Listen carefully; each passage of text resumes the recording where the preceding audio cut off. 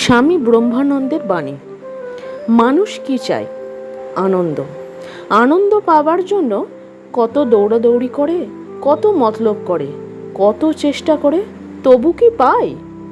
আনন্দ পাবে বলে নানা রকম চেষ্টা ও মতলব করে একটা কিছু করলে আবার সেখানে যদি ধাক্কা খেয়ে পড়ে আবার একটা মতলব করে, এই রকম করে সারা জীবন কেটে যায়।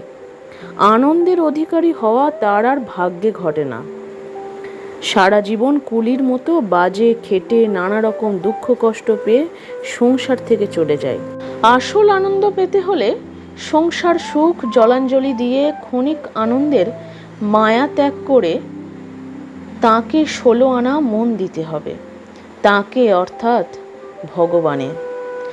তার দিকে মন যত বেশি যাবে আনন্দ তত বেশি হবে।